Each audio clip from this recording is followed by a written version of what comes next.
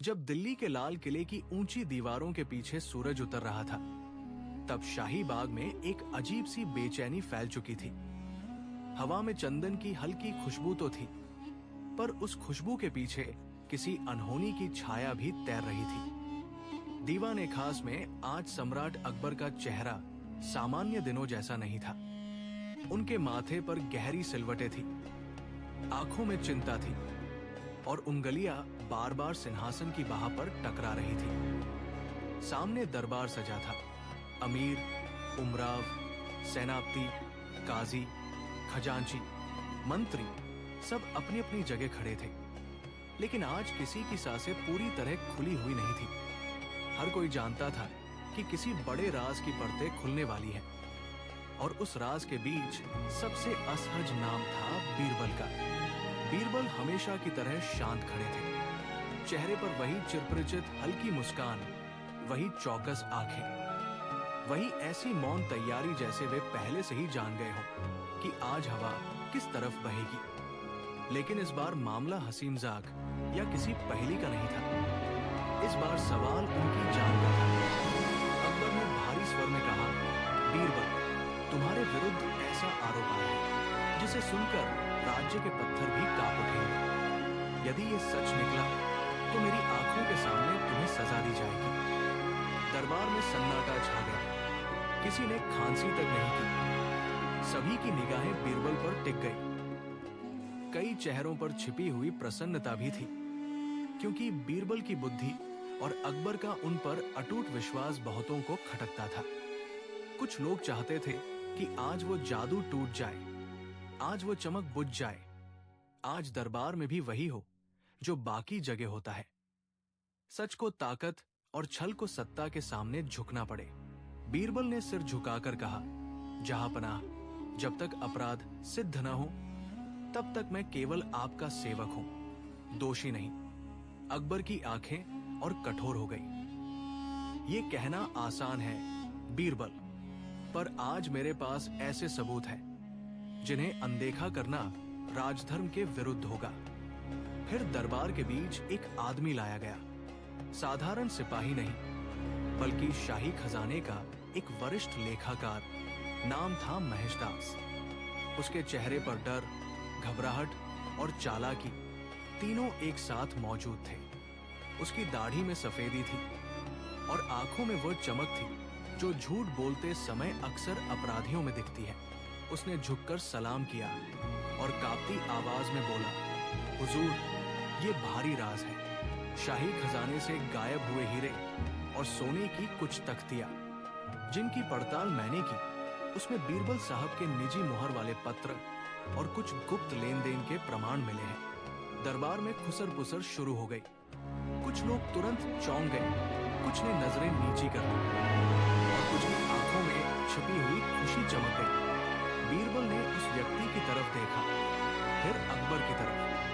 न उन्होंने हैरानी दिखाई, न गुस्सा, बस उतनी ही शांति से बोले, हुजूर, दोषारोपण बड़ा आसान काम है, पर सत्य और प्रमाण में अंतर होता है। मैं आपसे बस इतना चाहता हूं कि मुझे अपनी बात रखने का अवसर दिया जाए। अकबर ने हाथ उठाया। बोलो। बीरबल ने एक कदम आगे बढ़कर कहा, शाही खजाने में से कुछ सामग्री खोई है, ये मैं भी सुन रहा हूं। लेकिन मेरे नाम के जो पत्र और मुहर दिखाए गए हैं, वे नकली भी हो सकते हैं। मेरे शत्रुओं की कमी नहीं। यदि आप चाहे तो मैं अभी उसी पल सच्चाई सामने लाने का प्रयत्न करता हूं। किंतु एक शर्त है। अकबर ने भौहें चढ़ाई। शर्त? हां, जहांपनाह, बीरबल ने नजरें उठाकर कहा, यदि मैं सच्चाई सिद्ध कर दूं तो उस व्यक्ति को बिना देरी दंड मिलेगा जिसने ये झूठ रचा है, और यदि मैं असफल रहा तो आप जो सजा चाहें वो मुझे स्वीकार होगी। अकबर कुछ क्षण चुप रहे। उनके भीतर राजा और मित्र दोनों के बीच संघर्ष था। उन्हें बीरबल पर भरोसा था, लेकिन राज्य की प्रतिष्ठा भी कम महत्वपूर्ण नहीं थी। आखिर उन्होंने कहा, 3 दिन। तुम्हें 3 दिन दिए जाते हैं। तीसरे दिन सूर्योदय के पहले सत्य सामने लाओ। अगर नहीं ला सके तो मैं स्वयं न्याय करूंगा। ये सुनकर दरबार में जैसे हवा जम गई। 3 दिन। बीरबल की जान पर 3 दिन की मोहर लग चुकी थी। सभा समाप्त होते ही शाही गलियारों में हलचल मच गई। किसी ने कहा, अब देखो बीरबल भी बच नहीं पाएंगे। किसी ने फुसफुसाकर कहा, शायद आज पहली बार अकबर उनकी चतुराई से आगे निकल गए। कुछ लोग खुलेआम ये भी कहने लगे कि अंततः बीरबल की हंसी का समय पूरा हुआ। और बीरबल चुपचाप अपने कक्ष की ओर बढ़े। उनके चेहरे पर तनाव कम था, लेकिन आंखों में आग थी। रात गहराई तो बीरबल के कमरे में केवल एक दीपक जल रहा था। सामने रेशमी कालीन पर वे बैठकर सोच रहे थे। उनके सामने कागज, स्याही, शाही मुहर, कुछ पुराने खाते और दरबार से मिले लिखित प्रमाण पड़े थे। वे हर पत्र को बार बार पढ़ रहे थे। वो मुहर भले ही उनकी जैसी थी, लेकिन उसमें एक सूक्ष्म अंतर था। इतना सूक्ष्म कि सामान्य आंख उसे पकड़ न सके। बीरबल के होठों पर हल्की मुस्कान आई। तो षड्यंत्रकारियों ने शेर की खाल पहन ली है, पर पंजे भेड़ के हैं। उन्होंने बुदबुदाया। उसी समय उनका विश्वस्त सेवक रामू भीतर आया। वो घबराया हुआ था।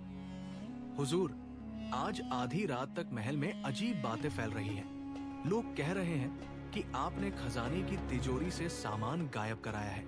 कुछ तो ये भी कह रहे हैं कि आपको पकड़ने के लिए जाल पहले से बिछाया गया था। बीरबल ने शांत स्वर में कहा, जाल बिछाने वाले अक्सर ये भूल जाते हैं कि जाल को देखने की आंख भी कहीं न कहीं होती है। पर आप इतने शांत कैसे हैं? रामू ने पूछा।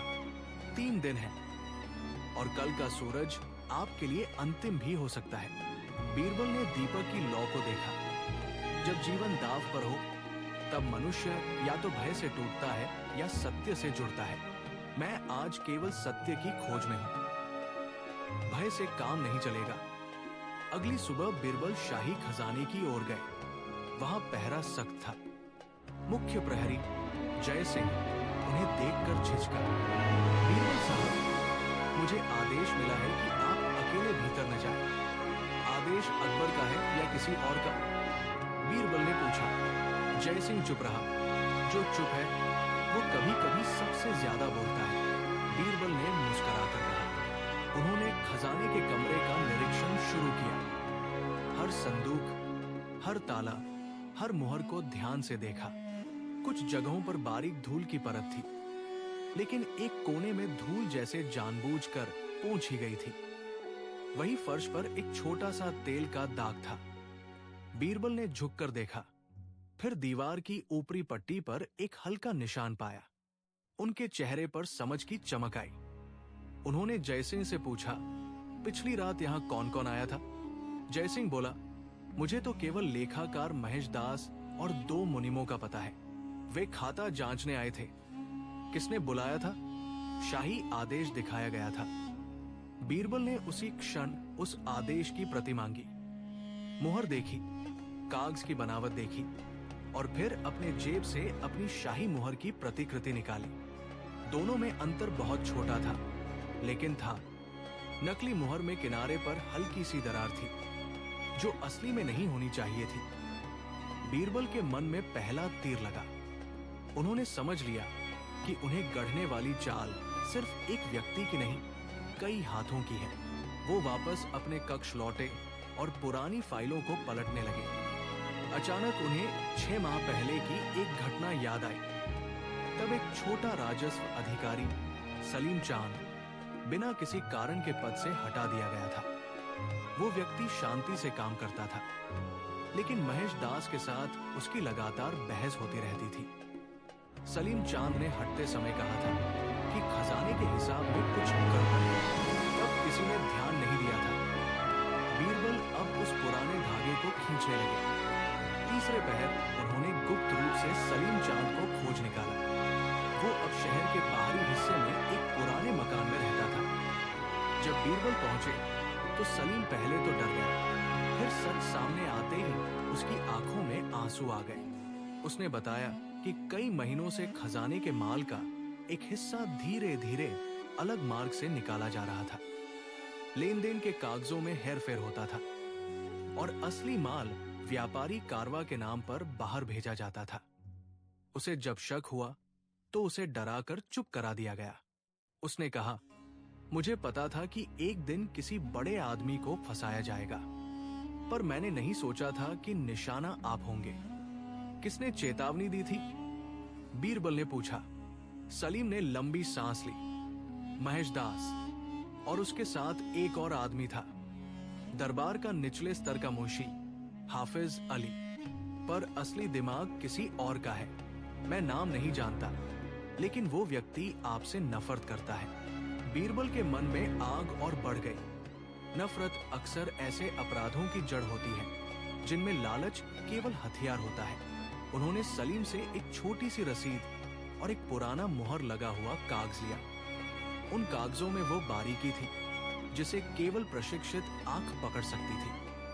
नकली शाही आदेशों की स्याही में एक विशेष रंग मिश्रण था जो पुरानी रोशनाई और नई स्याही के बीच का अंतर बताता था। बीरबल समझ गए कि ये सब एक सुनियोजित षड्यंत्र है और उसका केंद्र महेश दास नहीं, बल्कि कोई अधिक शक्तिशाली व्यक्ति है। जब वे महल लौटे, सूर्य पश्चिम में झुकने लगा था। दरबार में फिर सभा बुलाई गई। अकबर सिंहासन पर बैठे और बीरबल के आने तक वातावरण और भारी होता गया।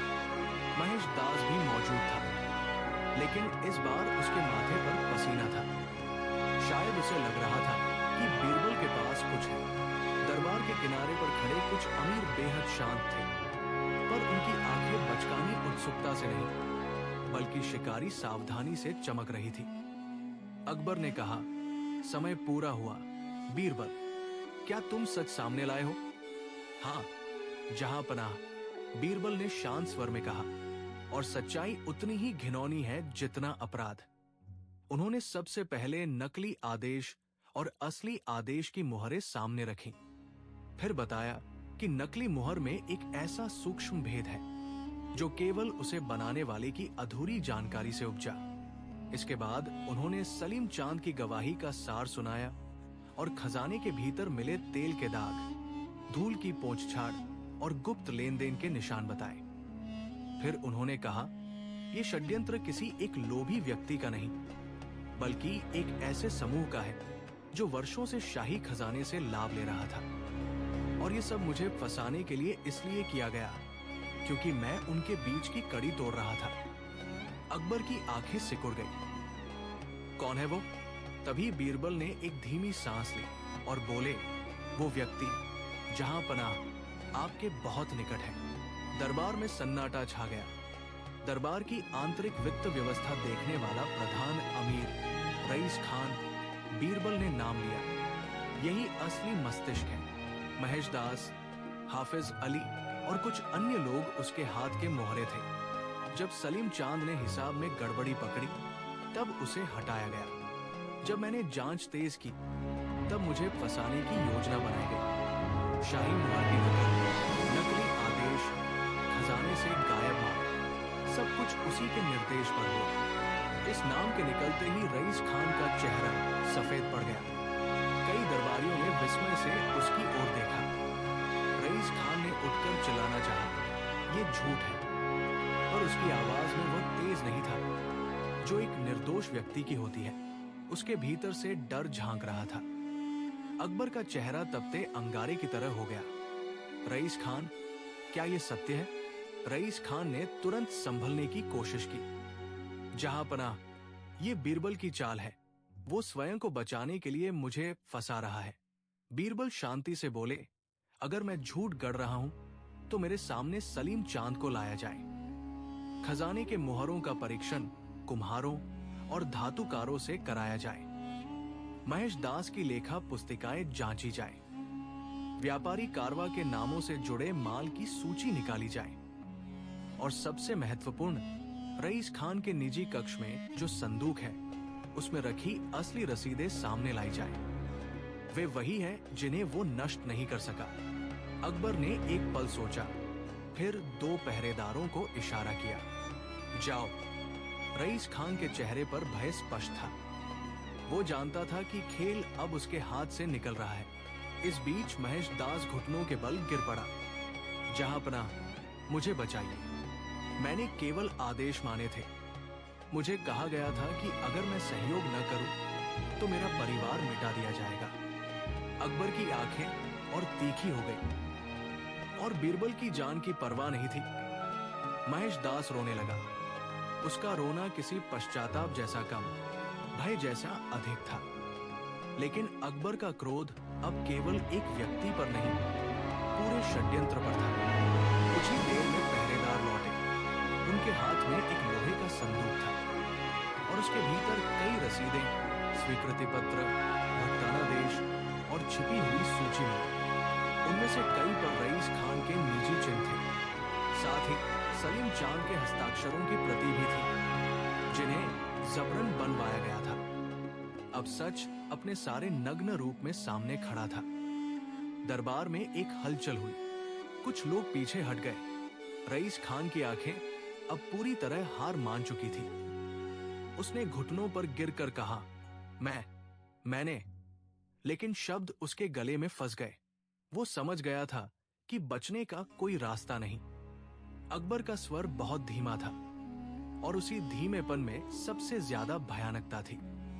तुमने न केवल खजाने से चोरी की, बल्कि मेरे विश्वास को चुराने का प्रयास किया और तुमने मेरे सामने मेरे प्रिय वफादार को मरवा डालने की कोशिश की। उन्होंने हाथ उठाया। रईस खान, महेश दास, हाफिज अली और जुड़े अन्य लोगों को तुरंत बंदी बनाया जाए। राजकोष की पूरी जांच शुरू हो। सलीम चांद को उसके पद पर बहाल किया जाए और जो भी इस षड्यंत्र में शामिल था उसे न्याय के सामने लाया जाए। हुक्म सुनते ही पहरेदार आगे बढ़े। दरबार में खलबली मच गई। महेश दास को पकड़ लिया गया। हाफिज अली चीखते हुए भागने की कोशिश कर रहा था, पर दो सिपाहियों ने उसे दबोच लिया। रईस खान अब केवल कांपता हुआ एक टूटा हुआ मनुष्य था। जब वो सब हुआ, अकबर ने बीरबल की तरफ देखा। उस दृष्टि में राहत थी, गुस्सा था, शर्म थी और सबसे ऊपर कृतज्ञता। बीरबल, अकबर ने धीरे से कहा, आज यदि तुम न होते तो शायद मैं सबसे बड़े अपराध को सच्चाई समझ बैठता और जो मुझे सबसे प्रिय है उसे स्वयं अपने हाथों से खो बैठता। बीरबल ने हाथ जोड़ दिए। जहांपनाह, ये मेरी बुद्धि नहीं, आपकी न्यायप्रियता थी जिसने मुझे सुनने का अवसर दिया। यदि आप पहले ही निर्णय कर चुके होते तो सत्य दब जाता। अकबर की आंखें कुछ नरम हुई। उन्होंने सिंहासन से उतरकर आगे बढ़कर बीरबल का हाथ पकड़ लिया। आज मेरी आंखों के सामने तुम्हारी जान दांव पर थी और मैंने देखा कि सच्चा वफादार कैसे मरने के डर से नहीं, सत्य की रक्षा से पहचाना जाता है। दरबार में जो लोग कल तक बीरबल की हार का सपना देख रहे थे, वे अब सिर झुकाए खड़े थे। किसी में कुछ कहने का साहस नहीं था। किसी के चेहरे पर शर्म थी, किसी पर भय, किसी पर चुपचाप उभरता हुआ सम्मान। अकबर ने फिर सभा को संबोधित किया, याद रखो, राज्य तलवार से नहीं, न्याय से टिकता है और बुद्धि अगर ईमान के साथ हो तो वो सिंहासन की सबसे बड़ी सुरक्षा बनती है। उस रात महल में एक और तरह की शांति थी। न वो शांति जो सन्नाटे से पैदा होती है, बल्कि वह जो झूठ के टूट जाने के बाद सच्चाई के खड़े हो जाने से आती है। शाही बाग में हवा फिर चलने लगी थी। चांद की रोशनी संगमरमर पर पड़ रही थी। बीरबल अपने कक्ष में लौट आए तो रामू दौड़कर आया। उसकी आंखों में आंसू थे। हुजूर, आप बच गए। बीरबल मुस्कुराए। मैं नहीं रामू, सच बच गया। रामू ने सिर झुका लिया। फिर भी जहांपनाह ने आपको कितना मान दिया, ये आज सबने देख लिया। मान की असली परीक्षा संकट में होती है। बीरबल ने कहा, जब तक चारों ओर तालियां बजती हैं, तब तक सबको अपनापन याद रहता है। पर जब तलवार सिर पर होती है, तब जो साथ न छोड़े वही अपना होता है। दूसरे दिन दरबार में नया आदेश निकला। खजाने की पूरी जांच, लेखा परीक्षा, मुहर निर्माण कार्यशाला की पड़ताल और सभी पुराने लेन देन का पुनः परीक्षण शुरू किया गया। सलीम चांद को वापस सम्मान मिला। उसके नाम की बदनामी मिटाई गई और रईस खान सहित सारा गिरोह राजद्रोह, और राजकोष चोरी के आरोप में कठोर दंड का भागी बना। लेकिन इन सब के बीच सबसे बड़ी बात यह थी कि अकबर ने खुले दरबार में स्वयं कहा, मेरे सामने बीरबल की जान दांव पर थी और मैंने देखा कि मैंने सिर्फ एक मंत्री नहीं बल्कि राज्य का विवेक बचाया है। इस घटना के बाद भी कई बार लोगों ने अकबर और बीरबल के बीच मतभेदों की कहानियां सुनी, मगर जिन्होंने उस दिन को देखा था वे जानते थे कि बादशाह और बीरबल के संबंध की जड़ें केवल राजा सेवक की नहीं थी। वो विश्वास, परीक्षा, जोखिम और सच्चाई से बुना गया रिश्ता था। अकबर ने उस दिन समझ लिया कि बुद्धिमान व्यक्ति केवल वही नहीं होता जो उत्तर ढूंढ ले, बल्कि वह भी होता है जो सही समय पर सच को बचा ले। और बीरबल ने भी उस दिन ये समझा कि अकबर का न्याय केवल एक सम्राट का आदेश नहीं, बल्कि एक ऐसे मनुष्य की परीक्षा था जो भय के बावजूद सत्य के साथ खड़ा रहना जानता था। अगर अकबर ने आंख मूंद ली होती तो इतिहास एक और दिशा ले सकता था, लेकिन उसने देखा, सुना, परखा और फिर न्याय किया। इसी कारण बीरबल की जान बची, षड्यंत्र उजागर हुआ और राज्य एक बड़े कलंक से बच गया। उस रात चांद बहुत देर तक महल के ऊपर टिका रहा, जैसे आकाश भी ये देखना चाहता हो कि मनुष्य जब लोभ से अंधा होता है तो एक अकेली सच्ची बुद्धि कैसे पूरे अंधेरे को चीर देती है। और जब कहीं दूर पहरेदार बदल रहे थे तो लाल किले की प्राचीरों के भीतर एक बात फिर से साबित हो चुकी थी। राजा की आंखों के सामने भी अगर सत्य जीवित हो तो सबसे गहरी साजिश हार जाती है। एक छोटी सी सीख यही है कि सच्चाई कभी अकेली नहीं होती, बस उसे देखने वाली ईमानदार आंखें चाहिए होती है। मुगल सल्तनत की वो सुबह सामान्य सुबह जैसी नहीं थी। लाल किले की ऊंची दीवारों पर सूरज की पहली किरणें पड़ रही थी, लेकिन महल के भीतर अजीब सी बेचैनी फैल चुकी थी। दीवाने खास में शाही कालीन बिछे थे, दिए बुझाए जा चुके थे, फिर भी वातावरण भारी था। उन भारी पर्दों के पीछे जहां कभी हंसी, सलाह, शायरी और योजनाएं बहती थी, आज खामोशी ऐसी थी जैसे किसी ने हवा तक को डराकर रोक दिया हो। और उस खामोशी के बीच बैठा था अकबर, महान सम्राट, जिनकी आंखों में हमेशा दूर तक देखने की ताकत दिखाई देती थी, पर आज उन्हीं आंखों में धुंध उतर आई थी।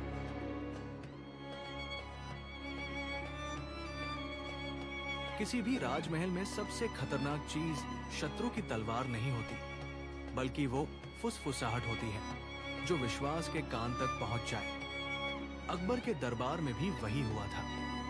पिछले कई दिनों से एक बात धीमे धीमे फैल रही थी कि बीरबल अब पहले जैसे नहीं रहे, कि वे अपने ही लाभ के लिए कुछ अमीरों के साथ मिल गए हैं, कि शाही खजाने के दस्तावेजों में हेरफेर हो रहा है और कि दरबार का वह चतुर मंत्री जिसे सब अक्ल का समंदर कहते हैं, अब अपने ही स्वभाव की लौ में अंधा होता जा रहा है। पहले अकबर ने इन बातों पर हंसकर टाल दिया था। उन्हें बीरबल पर विश्वास था। उनके बीच का रिश्ता साधारण राजा और सेवक का नहीं था। बीरबल अकबर के लिए मनोरंजन नहीं, बौद्धिक संतुलन थे। जहां शहंशाह का क्रोध तेजी से भड़कता था, वही बीरबल की बुद्धि उसे ठंडा करती थी। जहां अकबर का दिल जल्दबाजी में कोई बड़ा आदेश दे सकता था, वही बीरबल उसे सोचने का समय देते थे। लेकिन जब शक कई दिशाओं से आए, तब मनुष्य चाहे कितना भी शक्तिशाली हो, भीतर से हिलने लगता है। उस सुबह अकबर के सामने पहला पत्र रखा गया। वो पत्र शाही मुहर के साथ आया था, पर लिखावट में एक अजीब बात थी। पत्र में दावा किया गया था कि बीरबल ने राजकोष से कुछ कीमती रत्न अपने निजी संग्रह में स्थानांतरित कराए हैं और इसके लिए उन्होंने एक व्यापारी का गुप्त रूप से उपयोग किया है। पत्र के साथ 2 गवाहों के नाम भी थे, एक शाही मुनीम और दूसरा एक कारवा व्यापारी। अकबर ने पहले पत्र को हाथ में लिया, फिर से पढ़ा। उनकी भौहों के बीच गहरी रेखा उतर आई। उन्होंने पूछा, क्या ये पत्र वास्तव में शाही दफ्तर से निकला है? दरबार के लेखा प्रमुख ने कांपती आवाज में कहा, हुजूर, मुहर वैसी ही है जैसी असली होती है, लेकिन लिखावट लिखावट थोड़ी भिन्न है, थोड़ी भिन्न। अकबर ने तीखे स्वर में कहा, असली और नकली में थोड़ी भिन्नता भी एक बड़ा अपराध बन सकती है। उसी समय दरबार के कोने में खड़ा रईस खान नाम का एक वयोवृद्ध अमीर आगे आया। उसकी दाढ़ी सफेद थी, पोशाक अत्यंत सलीकेदार और बातचीत का तरीका इतना विनम्र कि कोई भी उसे देखते ही सम्मानित समझ बैठता। वो वर्षों से दरबार में था। न उसका स्वर ऊंचा होता था, न वो जल्दबाजी में बोलता था। ऐसे लोग आमतौर पर सबसे कम खतरनाक लगते हैं और इसी कारण सबसे अधिक खतरनाक होते हैं। उसने झुककर कहा, जहांपनाह, मैं कोई आरोप नहीं लगा रहा, पर जब सल्तनत की बात हो तो आंखों को खुला रखना आवश्यक होता है। यदि बीरबल साहब निर्दोष हैं, तो जांच उन्हें और अधिक प्रतिष्ठा देगी, और यदि नहीं तो सत्य आपका है। अकबर ने उसकी तरफ देखा। रईस खान की बात में नम्रता थी, पर उस नम्रता के नीचे एक महीन कील भी थी। अकबर ने अनुभव किया कि कोई उनके मन में बीरबल के प्रति संदेह बोने का प्रयास कर रहा है। मगर राजा का मन भी मन होता है। वो हमेशा पहले से बुद्धिमान नहीं रहता। कभी कभी वो अपनी सबसे प्रिय धरोहर की रक्षा करते करते उसके खिलाफ ही खड़ा हो जाता है। दरबार समाप्त होने के बाद अकबर ने बीरबल को बुलाया। बीरबल आए तो उनके चेहरे पर वही स्थिर प्रसन्नता थी, वही आंखों में चमक, वही विनम्रता जो किसी भी आलोचना को पहले ही शांत कर दे। अकबर ने पत्र उनके सामने रखा। बीरबल ने चुपचाप पढ़ा, फिर मुस्कुराए नहीं, न ही क्रोध किया। बस पूछा, जहांपनाह, क्या आप इस पत्र को सत्य मान चुके हैं? अकबर ने कहा, मैं अभी उसे सत्य नहीं मान रहा, पर उसे झूठ कहने से पहले मेरा मन कुछ और पूछना चाहता है। क्यों पिछले कुछ हफ्तों से शाही खजाने में गड़बड़ियां हो रही हैं? क्यों कई व्यापारियों के काफिले बिना सामान्य जांच के महल में प्रवेश कर रहे हैं? क्यों मुझे ये भी सूचना मिली है कि कुछ मुनिमों ने आपके नाम पर असामान्य आदेश दर्ज किए हैं? बीरबल ने दोनों हाथ पीछे रखे, एक कदम खिड़की की ओर बढ़े, फिर शांत स्वर में बोले, जहांपनाह, दरबार का सबसे दुर्बल पहलू यही है कि यहाँ सत्य को छिपाने के लिए शब्दों का उपयोग किया जाता है। मैं दोष स्वीकार करने से नहीं डरता, पर मनगढ़ंत दोष पर चुप भी नहीं रहूंगा। जो पत्र आपके सामने रखा गया है, वो मुझे बदनाम करने की चाल है, पर मैं जानता हूँ कि चाल अकेली नहीं होती। उसके पीछे हाथ होता है, और उस हाथ के पीछे मन। अकबर ने पूछा, और वो मन किसका है? ये मैं अभी नहीं कहूंगा, बीरबल ने कहा, क्योंकि जब तक मैं मनुष्य के कर्म नहीं देख लेता, उसके चेहरे पर दोष नहीं लगा सकता। अकबर कुछ पल शांत रहे, फिर बोले, मैं चाहता हूं कि तुम स्वयं अपनी सफाई दो। तुम्हें 7 दिन दिए जाते हैं। 7वें दिन सूर्योदय के समय सबके सामने अपनी निष्पापता सिद्ध करो। यदि तुम असफल हुए तो मैं राजधर्म के अनुसार निर्णय लूंगा। बीरबल ने सिर झुकाया। जहांपनाह का आदेश शिरोधार्य है। उस दिन शाम को महल में अजीब बातें फैल गई। कुछ ने कहा कि अकबर ने पहली बार बीरबल पर अविश्वास जताया है। कुछ ने कहा कि बीरबल की चतुराई अब काम न आएगी। कुछ ने दबी जुबान में ये भी कहा कि शायद बीरबल ने सचमुच कोई गलती की है। मगर बीरबल उन फुसफुसाहटों से बहुत पहले परिचित थे। वे जानते थे कि महल की दीवारें भी कान रखती हैं, इसलिए वे चुप रहे। रात के समय जब बत्तियां बुझने लगी, बीरबल अपने निजी कक्ष में अकेले बैठे थे। सामने मेज पर वो पत्र रखा था और उसके पास कुछ पुराने हिसाब किताब, मोम की मुहरें और खजाने के पिछले महीने के बही खाते।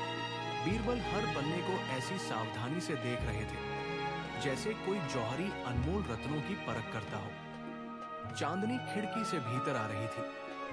उसने कमरे में सफेद रोशनी फैलाई थी, पर बीरबल के चेहरे पर केवल अध्ययन की गंभीरता थी।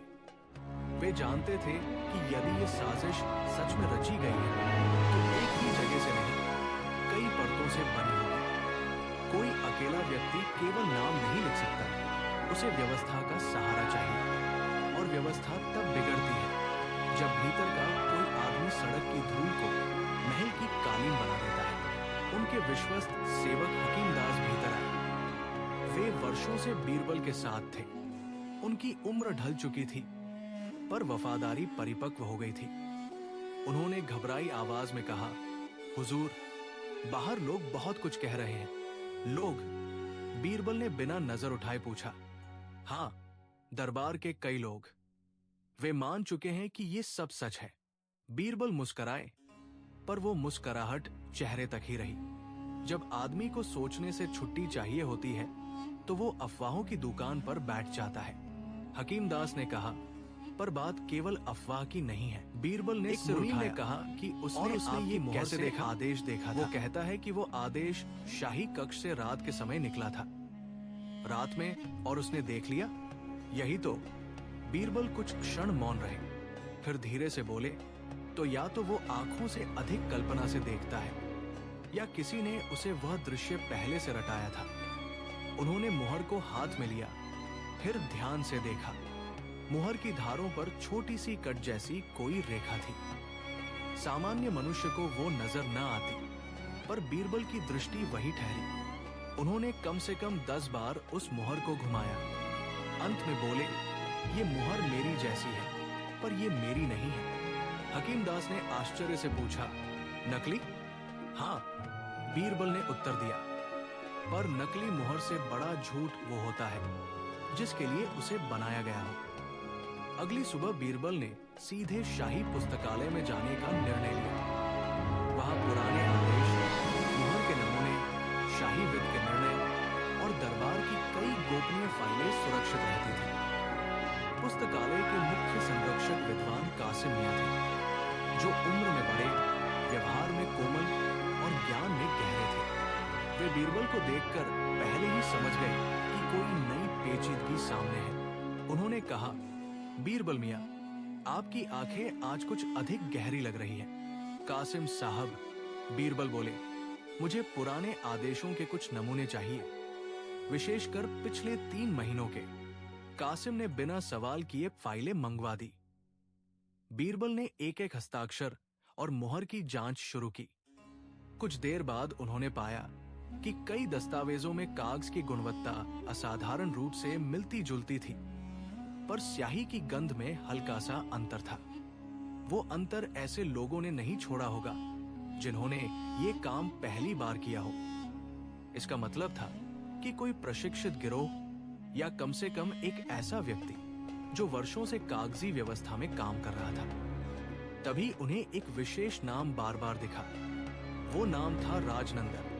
वो खजाने से जुड़े व्यापारिक काफिलों का नियंत्रक था।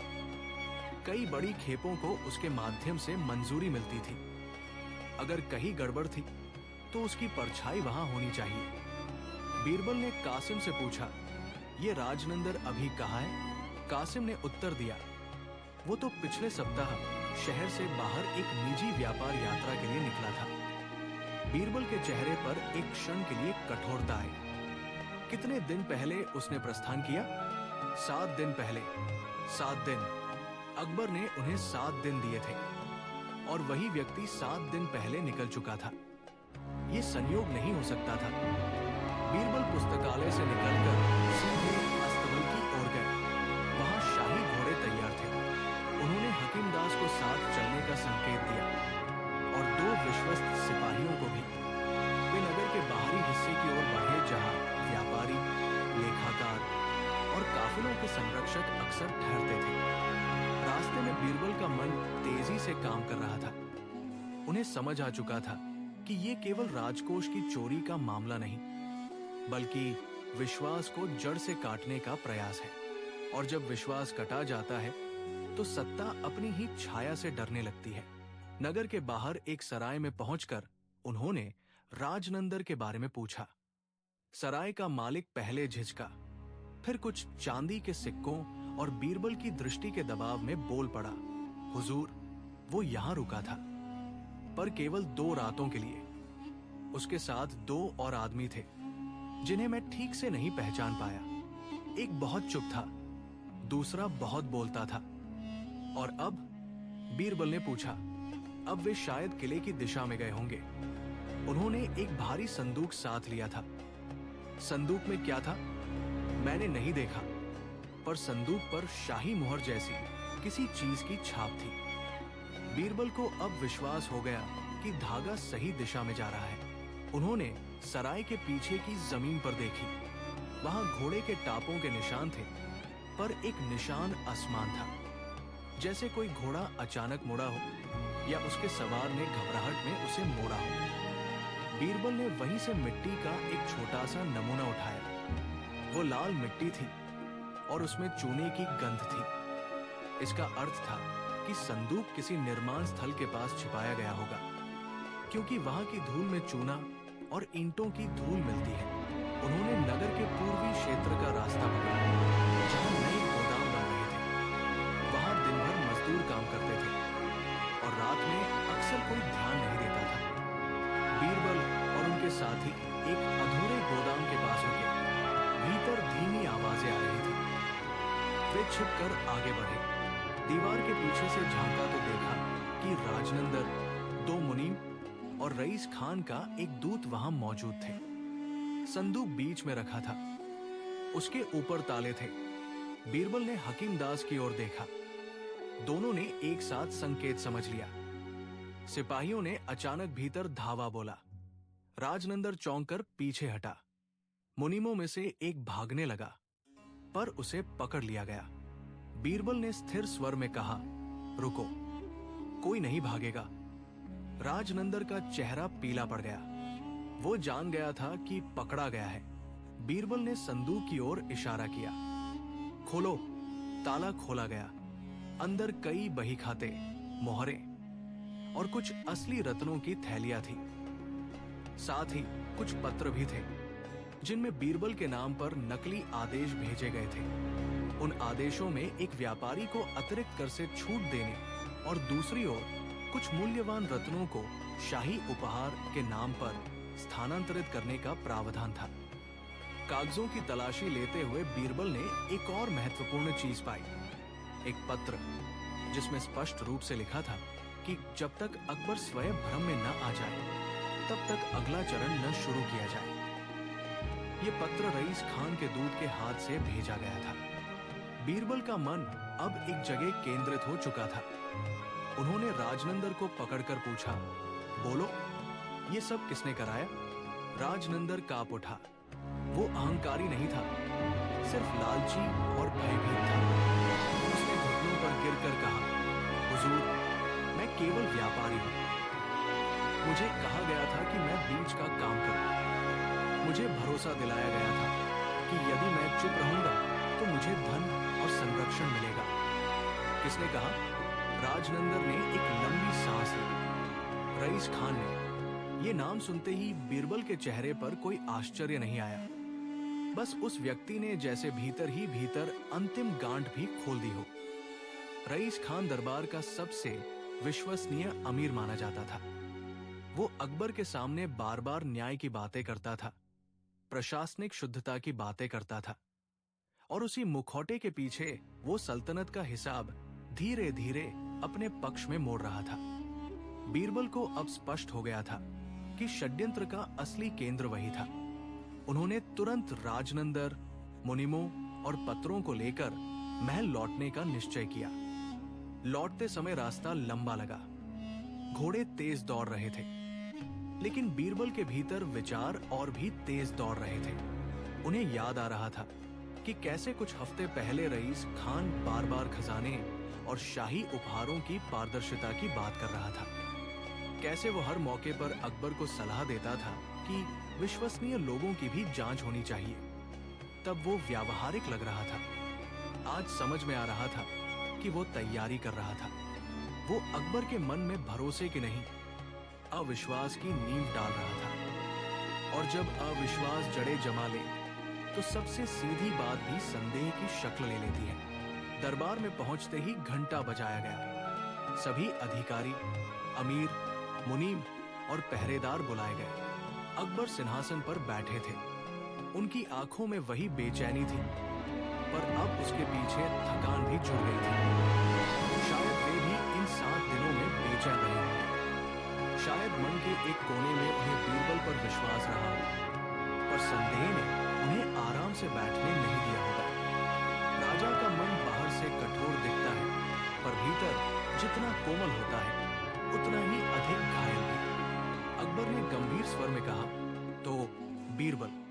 सच सामने आया?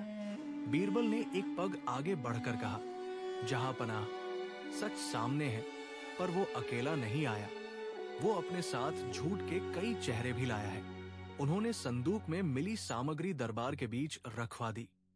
फिर एक एक पत्र, एक एक मुहर और एक एक नाम बताया। उन्होंने समझाया कि कैसे नकली मुहर बनाई गई, कैसे खजाने से माल निकालकर व्यापारी काफिलों में मिलाया गया, कैसे मुनीमों को डराकर या खरीदकर आदेशों की भाषा बदली गई, और कैसे सबसे ऊपर रईस खान ने पूरे तंत्र को अपने लाभ के लिए मोड़ा। अकबर ने सबूत देखे। उनका चेहरा कठोर होता गया। फिर उन्होंने राजनंदर को सामने बुलवाया। राजनंदर टूट चुका था। उसने सच्चाई उगल दी और उसके बाद मुनीमों में से एक ने भी दबाव में स्वीकार किया कि आदेशों में फेरबदल रईस खान के इशारे पर हुआ था। अकबर की आंखें अब सचमुच खुलने लगी थी। उन्हें स्मरण हुआ कि पिछले महीनों में कई छोटी छोटी शिकायतें आई थी, जिन्हें उन्होंने दरबार की सामान्य राजनीति समझकर टाल दिया था। उन्हें याद आया कि कैसे रईस खान हमेशा सबसे ईमानदार दिखाई देता था और कैसे उसने हर बार सबसे बड़ा आलोचक बनकर अपने ऊपर कभी संदेह नहीं आने दिया। यही उसकी ढाल थी। झूठ जब अत्यंत आत्मविश्वास से बोला जाए तो वो कई बार सच से अधिक विश्वसनीय लगता है, लेकिन आज वो ढाल टूट चुकी थी। अकबर ने धीमे स्वर में पूछा, रईस खान कहाँ है? दरबार के एक सिपाही ने कहा, हुजूर, वो अभी राजसभा के पीछे वाले कक्ष में है, उसे तुरंत लाओ। कुछ ही क्षणों में रईस खान को लाया गया। वो पहले से अधिक शांत दिख रहा था, पर उसके माथे पर चिंता की महीन लकीरें थी। उसे अभी तक ये विश्वास नहीं था कि इतनी जल्दी उसके खिलाफ सब कुछ खुल जाएगा। अकबर ने उसे देखा और फिर सामने पड़े दस्तावेजों की ओर इशारा किया। क्या तुम इन सबको पहचानते हो? रईस खान ने नजरों से पन्ने देखे। उसका चेहरा एक पल के लिए स्थिर रहा। फिर बोला, जहांपनाह, ये सब झूठे प्रमाण हैं। अकबर ने तीखे स्वर में कहा, और राजनंदर, वो झूठ बोल रहा है। मुनीम, वो भयभीत है। मुहर नकली हो सकती है। अकबर ने मेज पर हाथ मारा। हर चीज नकली हो सकती है, रईस खान, लेकिन तुम्हारी आंखों का आतंक नहीं। दरबार में खामोशी छा गई। रईस खान ने पहली बार कुछ असहजता से पीछे देखा। उसे लगा कि योजना का एक हिस्सा टूट चुका है। उसने तुरंत एक नई चाल चलने की कोशिश की। जहांपनाह, बीरबल आपके मन में मेरे विरुद्ध जहर भर रहे हैं। उन्होंने स्वयं की शान बचाने के लिए ये पूरा नाटक किया है। बीरबल ने उसकी ओर देखा। उनके चेहरे पर न क्रोध था, न तिरस्कार, केवल ऐसी स्पष्टता थी जो अंधेरे कमरे में खुली खिड़की जैसी लगे। उन्होंने कहा, यदि मैं नाटक कर रहा होता तो उस संदूक में रईस खान के निजी पत्र क्यों मिलते? यदि मैं अपराधी होता तो खजाने के पुराने हिसाब किसके नाम पर मेरे सामने फूटते? और यदि मैं झूठ बोल रहा होता तो राजनंदर मेरे प्रश्नों पर इतना क्यों टूटता? रईस खान कुछ बोल न सका।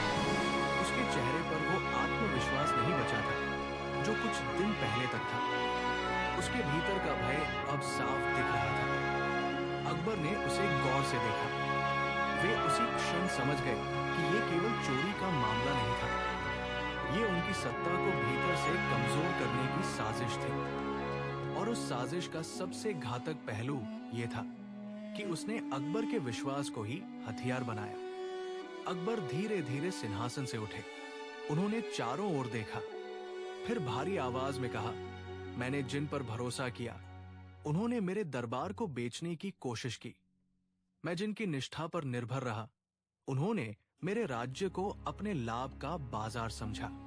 और मैंने अपने संदेह से सबसे पहले उस व्यक्ति को चोट पहुंचाई जो कई बार मेरे क्रोध के सामने भी हंसकर सच्चाई लाता था। बीरबल ने सिर झुकाया। जहांपनाह, यदि मेरा नाम आपने संदेह से सुना तो भी आपने मुझे अंत तक बोलने का अवसर दिया। यही आपकी महानता है। अकबर ने अचानक कहा, नहीं बीरबल, आज मेरी महानता नहीं, मेरी आंखें खुली हैं। मैंने देखा कि न्याय को केवल आदेश से नहीं, विवेक से चलना चाहिए।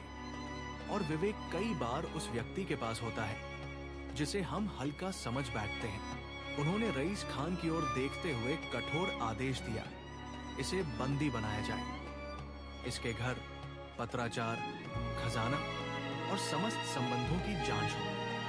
राजनंदर और मुनिमों को भी पूछताछ के लिए सुरक्षित रखा जाए। शाही वित्त के सभी दस्तावेज फिर से जांचे जाए।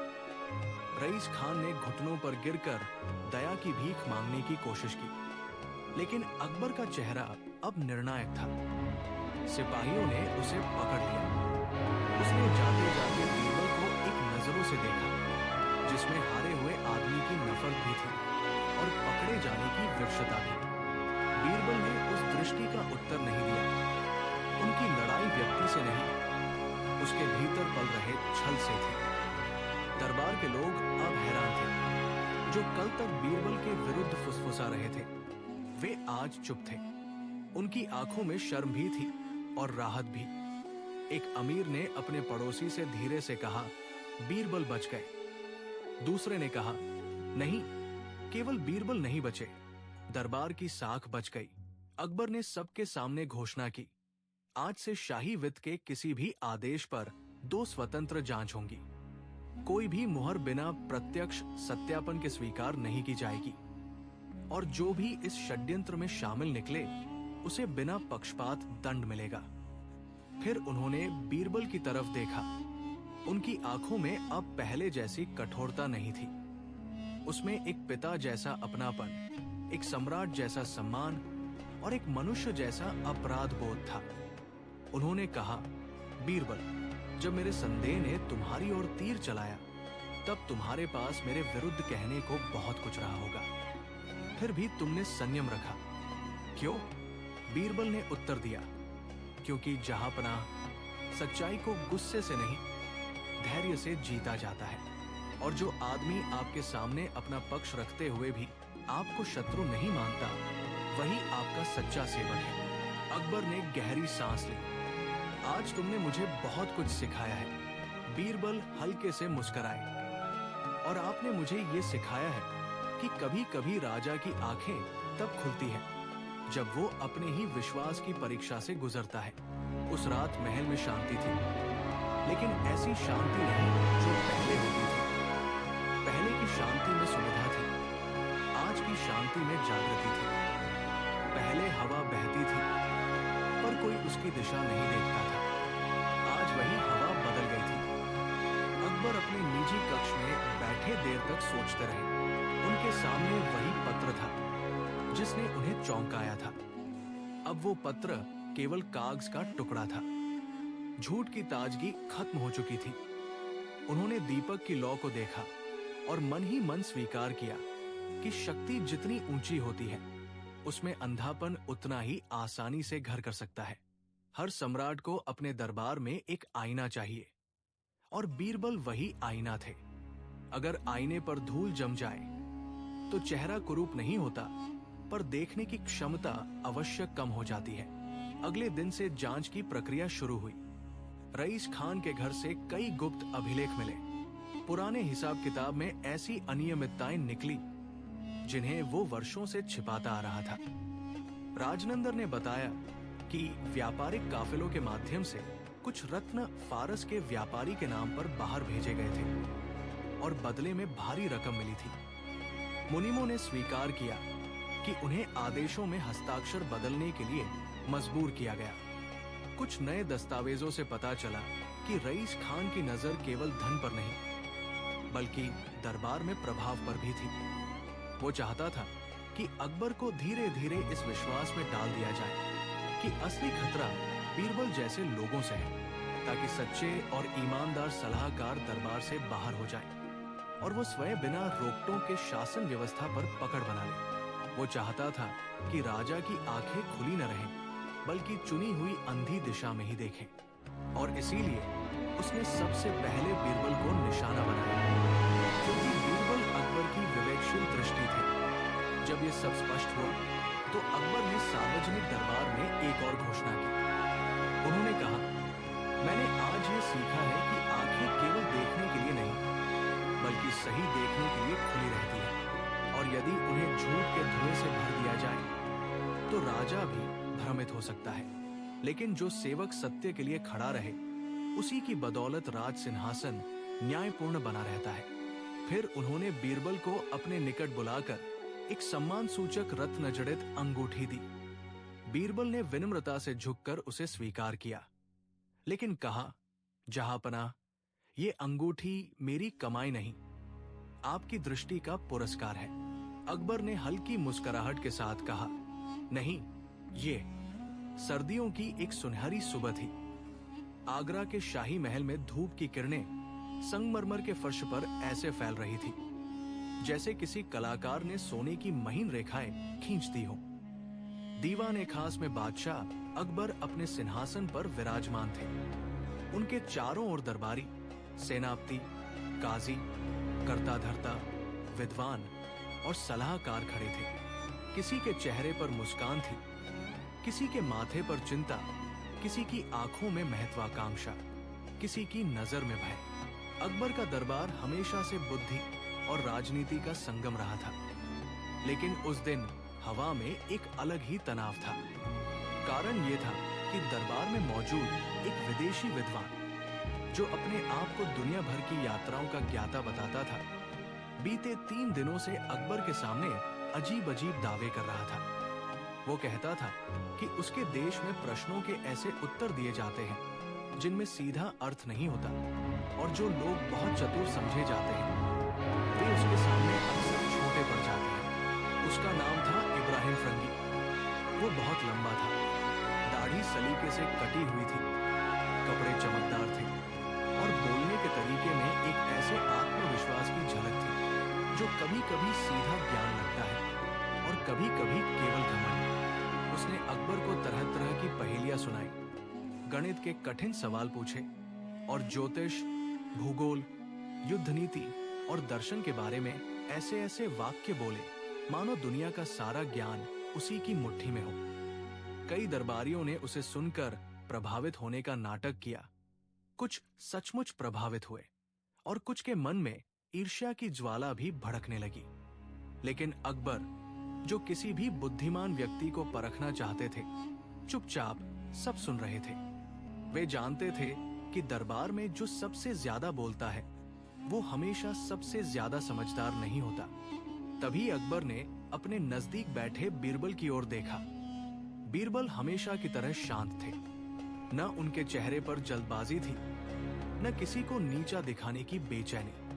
उनकी आंखों में एक हल्की चमक थी, जैसे वे पहले से समझ रहे हो कि ये सब किस दिशा में जा रहा है। अकबर ने एक पल रुककर कहा, बीरबल, ये फ्रंगी विद्वान बड़ी बड़ी बातें कर रहा है। इसका दावा है कि ये ऐसे ऐसे उत्तर दे सकता है जिनका उत्तर कोई सामान्य व्यक्ति नहीं दे सकता। क्या तुम्हें इसकी बातें सुनकर कुछ लगता है? बीरबल ने विनम्रता पूर्वक सिर झुकाया। जहांपनाह, बातें सुनकर तो कई बातें लगती हैं, लेकिन सच्चाई उत्तरों से नहीं, उनके भार से पहचानी जाती है। दरबार में कुछ लोग हंसे। इब्राहिम फ्रंगी ने ये बात सुनी तो उसने ठंडी मुस्कान के साथ कहा, बीरबल, तुम्हारी बातें भी अक्सर उत्तर जैसी नहीं, पहेली जैसी होती है। पर आज यदि तुम सचमुच अकबर के प्रिय बुद्धिमान हो तो मुझे चुनौती दो, मैं हर सवाल का उत्तर दूंगा। दरबार में कुछ लोग हंसे। इब्राहिम फ्रंगी ने ये बात सुनी तो उसने ठंडी मुस्कान के साथ कहा, बीरबल, तुम्हारी बातें भी अक्सर उत्तर जैसी नहीं, पहेली जैसी होती है। पर आज यदि तुम सचमुच अकबर के प्रिय बुद्धिमान हो तो मुझे चुनौती दो, मैं हर सवाल का उत्तर दूंगा। अकबर की आंखों में जिज्ञासा चमक उठी। उन्हें दरबार में ऐसे मुकाबले बहुत प्रिय थे, बशर्ते उनमें मजा भी हो और सीख भी। उन्होंने पूछा, तो क्या तुम दोनों में वाद विवाद करोगे? इब्राहिम ने झुककर कहा, जहांपनाह, वाद विवाद से ज्ञान बढ़ता है। बीरबल ने शांत स्वर में कहा, और कभी कभी घमंड भी। दरबार में धीमी हंसी फैल गई। इब्राहिम के चेहरे पर हल्का सा तनाव आया, पर उसने खुद को संभाला। अकबर ने घोषणा की कि अगली 3 बैठकों में बीरबल और इब्राहिम एक एक प्रश्न एक दूसरे से पूछेंगे। जो उत्तर सबसे अलग, सबसे उचित और सबसे अर्थपूर्ण होगा वही विजेता माना जाएगा। शर्त यह थी कि प्रश्न भी तर्क से होना चाहिए और उत्तर भी सामान्य नहीं, बल्कि ऐसा होना चाहिए कि दरबार में बैठे लोग सोच में पड़ जाएं। ये सुनकर दरबार में उत्साह फैल गया। कई दरबारी ये देखने को उत्सुक थे कि बीरबल इस विदेशी विद्वान को कैसे मात देंगे, जबकि कुछ लोग चुपचाप चाहते थे कि कोई दूसरा ही जीते ताकि बीरबल का बढ़ता प्रभाव थोड़ा कम हो जाए। पहला दिन आया। दरबार सजा हुआ था। चांदी के दिए जल रहे थे, इत्र की खुशबू फैली थी और दीवारों पर टंगे मखमली पर्दे हवा में हल्के हल्के हिल रहे थे। अकबर सिंहासन पर बैठे थे और उनके सामने बीरबल तथा इब्राहिम फरंगी उपस्थित थे। दरबार के सभी लोग मौन होकर उस क्षण की प्रतीक्षा कर रहे थे जब पहला प्रश्न पूछा जाएगा। इब्राहिम ने पहले अवसर का लाभ लेते हुए अकबर से अनुमति ली और बीरबल की ओर देखते हुए कहा, मेरा प्रश्न ये है, दुनिया में वो कौन सी चीज है जो जितनी अधिक दी जाती है उतनी ही कम होती जाती है? दरबार में हलचल हुई। प्रश्न भले ही आसान लगता हो, पर कई लोगों ने सोचना शुरू कर दिया। कोई बोला मन, कोई बोला धन, कोई बोला पानी, कोई बोला समय। अकबर ने बीरबल की ओर देखा। बीरबल ने थोड़ी देर चुप रहकर हल्की मुस्कान के साथ कहा, इसका सबसे अलग उत्तर है इज्जत। अगर वो झूठी हो, जितनी दी जाती है उतनी घटती है, लेकिन सच्ची इज्जत जितनी दी जाए उतनी बढ़ती है। दरबार ने वाहवाह की। अकबर ने सिर हिलाया। इब्राहिम ने जाहिर तौर पर यह स्वीकार नहीं किया, पर उसके चेहरे पर असमंजस आ गया। उसका सवाल सरल था, पर बीरबल ने उसमें मनुष्य स्वभाव की गहरी परत जोड़ दी थी। यही बीरबल की खासियत थी। वे केवल उत्तर नहीं देते थे, उत्तर को अर्थ दे देते थे। अब बीरबल की बारी थी। उन्होंने कुछ क्षण सोचा और फिर कहा, इब्राहिम, मेरा प्रश्न ये है, ऐसी कौन सी चीज है जिसे मनुष्य देख भी सकता है, छू भी सकता है और फिर भी उसका स्वामी कभी नहीं बन सकता? इब्राहिम ने भौहें चढ़ाई। ये प्रश्न उसका अंदाज बदलने के लिए पर्याप्त था। उसने पहले कुछ सोचा, फिर उत्तर दिया, हवा। बीरबल ने मुस्कुराकर कहा, हवा तो हम महसूस कर सकते हैं, पर प्रश्न का उत्तर सबसे अलग होना चाहिए, केवल सबसे आसान नहीं। सही उत्तर है समय। मनुष्य उसे देखता है, महसूस करता है, उसके साथ जीता है, पर उसका स्वामी कभी नहीं बन सकता। दरबार में फिर प्रशंसा की गूंज उठी। अकबर ने प्रसन्न होकर कहा, अच्छा आरंभ है, पर मैं चाहता हूं कि इस प्रतियोगिता का सबसे बड़ा प्रश्न आखिर में पूछा जाए। इसी तरह दूसरे दिन, तीसरे दिन प्रश्नों का सिलसिला चलता रहा। इब्राहिम ने कई गणितीय और दार्शनिक प्रश्न पूछे। बीरबल ने उनके उत्तर ऐसे दिए जो केवल सही नहीं, बल्कि अनोखे थे। जब इब्राहिम ने पूछा कि दुनिया में सबसे तेज चीज कौन सी है, बीरबल ने कहा, विचार, क्योंकि वो अभी जन्म भी नहीं लेता और मनुष्य कहीं और पहुंच चुका होता है। जब उसने पूछा कि मनुष्य की सबसे बड़ी संपत्ति क्या है, बीरबल ने कहा, अच्छा नाम, क्योंकि उसके बिना सोने की तिजोरी भी खाली लगती है। जब इब्राहिम ने पूछा कि कौन सी आग है जो जलाती नहीं, बीरबल ने कहा, इच्छा, यदि वो गलत हो। वो भीतर को जलाती है, पर बाहर कोई धुआं नहीं दिखता। ऐसे उत्तर सुनकर दरबार में एक नई रंगत आ गई थी। लोग अब केवल हंस नहीं रहे थे, सोच भी रहे थे। इब्राहिम फरंगी समझ गया कि बीरबल से सीधे जीतना आसान नहीं, इसलिए उसने अंतिम प्रश्न को ऐसा बनाने की ठानी जो बीरबल को अपमानित कर दे। तीसरे दिन के बाद उसने अकबर से विनती की कि अंतिम प्रश्न सार्वजनिक न होकर कुछ विशेष और चुनौतीपूर्ण हो। अकबर ने अनुमति दे दी। उसके बाद इब्राहिम ने एक भारी भरकम संदूक दरबार में मंगवाया। संदूक लकड़ी का था, लेकिन उस पर लोहे की पट्टियां लगी थी। उसने कहा, जहांपनाह, मैं इस संदूक में 3 वस्तुएं रखूंगा। बीरबल को बिना देखे, बिना खोले, केवल अपनी बुद्धि से बताना होगा कि इन तीनों में से कौन सी वस्तु सबसे कीमती है। यदि वो सही उत्तर दे देता है तो मैं मान लूंगा कि उसने मुझे बौद्धिक रूप से पराजित कर दिया। लेकिन यदि वो गलत हुआ तो उसे स्वीकार करना होगा कि दुनिया में हर भाषा और हर देश के लोग एक जैसे नहीं होते। अकबर को ये चुनौती पसंद आई। उन्होंने कहा, ठीक है, संदूक बंद किया जाए। संदूक बंद हुआ। इब्राहिम ने दरबार के सामने कहा कि उसमें एक सोने की मुहर, एक रेशमी रुमाल और एक साधारण कंकड़ है। फिर उसने बीरबल की ओर देखा। अब बताओ, इन तीनों में सबसे कीमती क्या है? दरबार में कुछ लोग हंस पड़े। सोने की मुहर ही सबसे कीमती लगती थी। रेशम भी महंगा था। कंकड़ तो बेकार था। सभी मान चुके थे कि इस बार बीरबल को झटका लगेगा। लेकिन बीरबल ने न संदूक की ओर देखा, न जल्दी कोई उत्तर दिया। वे धीरे से आगे बढ़े। फिर उन्होंने अकबर की ओर देखा और कहा, जहांपना, क्या मैं एक छोटा सा प्रश्न पूछ सकता हूं? अकबर ने सिर हिलाया। पूछो। बीरबल ने कहा, क्या ये संदूक इब्राहिम ने स्वयं भरवाया है? इब्राहिम बोला, हाँ। और क्या संदूक के भीतर की वस्तुओं को उसने यहाँ लाने से पहले किसी को दिखाया था? दरबार में बिजली सी गिरी। किसी ने उसके हाथ कई लोग हंस पड़े थी। कुछ ने ताली बजाई। अकबर ने भी मुस्कुराते हुए सिर हिला दिया। सबसे कीमती वस्तु। इब्राहिम ने पहले तो कुछ जवाब देना चाहा, फिर रुक गया। जो बीरबल ने बात को वहीं नहीं छोड़ा। उसकी बुद्धि। उन्होंने आगे कहा, उसी से जहांपना, यदि मुझे इन तीन वस्तुओं में से ही एक चुननी हो तो मैं कहूंगा कि सबसे कीमती कंकड़ है, क्योंकि वही दिखने में साधारण होते हुए भी इंसान के अहंकार को चोट पहुंचाता है। सोना और रेशम तो हर कोई चाहता है, पर साधारण चीजों में छिपी बुद्धि केवल वही समझता है जो भीतर से संपन्न हो। ये उत्तर सबसे अलग था। हर कोई एक भौतिक वस्तु के बारे में सोच रहा था।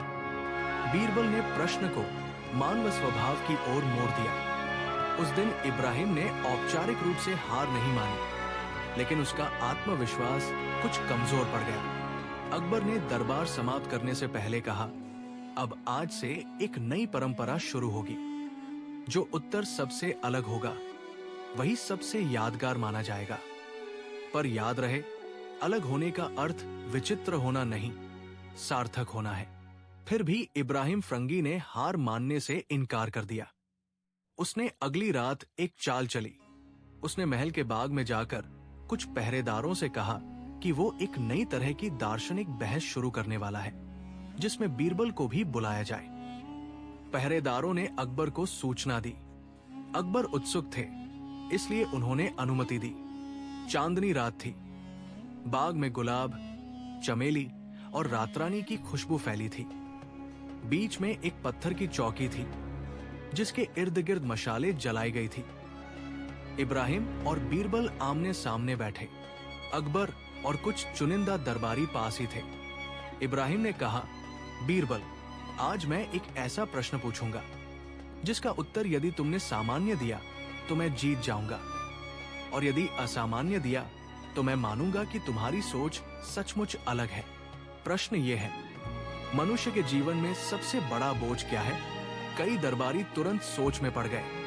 कोई बोला कर्ज, कोई बोला पाप, कोई बोला जिम्मेदारी, कोई बोला दुख। बीरबल ने ऊपर आकाश की ओर देखा, जैसे तारों से परामर्श कर रहे हों। फिर उन्होंने कहा, सबसे बड़ा बोझ वही होता है जो कंधों पर नहीं, मन पर होता है। इसलिए उत्तर है, अनकहा सच। वो नजर नहीं आता, पर इंसान को अंदर से झुका देता है। कुछ लोग चौंके, कुछ मौन हो गए। इब्राहिम ने तुरंत कहा, यह तो दार्शनिक उत्तर है, पर मैं एक और प्रश्न पूछूंगा। मनुष्य को किस चीज से सबसे अधिक डर लगता है? बीरबल ने जवाब दिया, अपने ही विचारों से, यदि वे गलत दिशा में बढ़ने लगे। अकबर मुस्कुराए।